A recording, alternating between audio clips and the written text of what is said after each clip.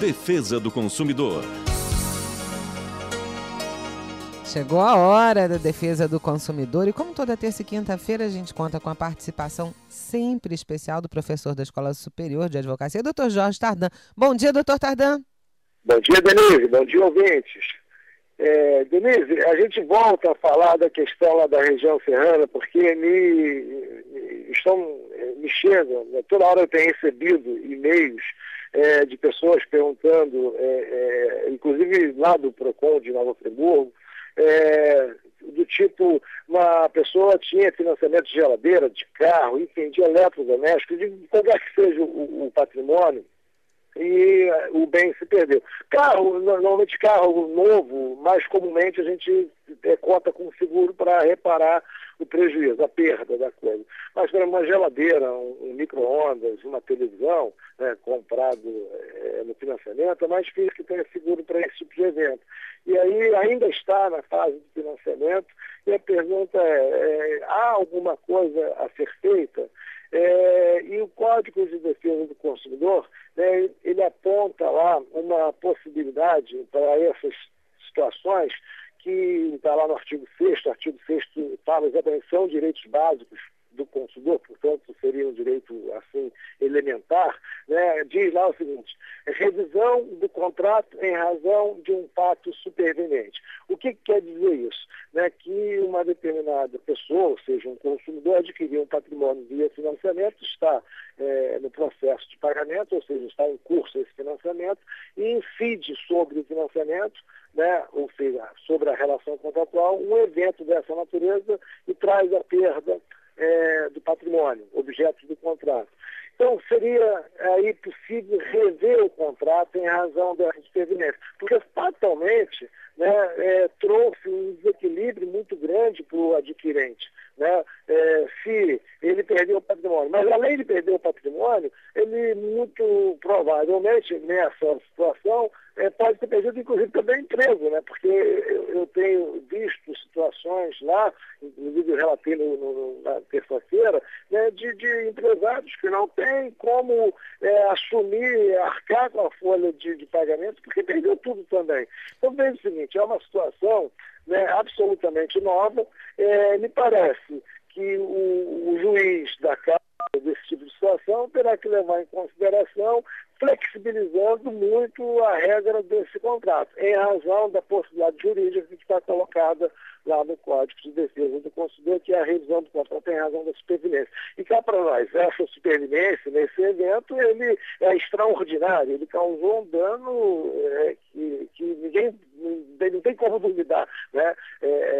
Pela televisão a gente já tem uma ideia. Agora, quem vai efetivamente lá no local, você fica estarrecido com o que aconteceu lá. Então, existe sim a possibilidade de revisão do contrato em razão do fato superveniente. No caso lá, o evento de Nova Friburgo, Teresópolis e Petrópolis. Agora, é claro que é complicado a gente dizer de uma solução para isso, ou seja, uma ação civil pública, uma ação difusa, porque os patrimônios são de natureza muito diversas, né? Então, isso cabe uma avaliação caso a caso.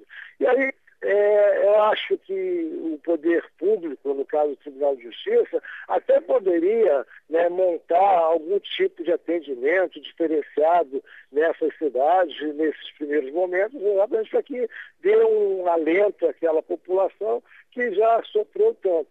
Então, ainda, imagina, depois de tanto sofrimento, ainda ter a perturbação de uma prestação que está sendo cobrada, e, enfim, eu acho que o poder público, no caso do Tribunal de Justiça, deveria montar lá um plantão ou um atendimento diferenciado para que esse tipo de solução fosse apresentado de uma maneira muito rápida, porque o sofrimento lá naquela região é muito grande. Pois é, doutor Tardan, aliás, é uma realidade com a qual a gente tem que aprender a lidar, né? Porque muitas dessas questões não estão previstas, como o senhor colocou aqui já, a situação dos empresários que perderam tudo, que não tem como pagar os empregados, que ficam desempregados, que ficam... Enfim, é tudo muito novo, é muita dor, é muita perda. No programa de hoje a gente vai estar falando sobre estresse pós-traumático também, e nesse caso específico, enquanto leiga, me atrevo até a dizer que não é pós-traumático, porque o trauma continua, a chuva já passou, mas a vida não tem como seguir adiante se esses nós não forem desatados, né? Então, eu queria agradecer a sua contribuição nesse sentido, de estar orientando, de estar refletindo aqui com a gente, e muito mais do que na defesa do direito do consumidor, na defesa do direito de cidadãos e cidadãs aqui do nosso Rio, né, doutor Tardan? Ô, Denise, se você me permite, eu quero até aproveitar, porque nesta questão específica de Nova Friburgo, né, me toca com mais profundidade, porque eu sou de Nova Friburgo, eu sou filho daquela terra.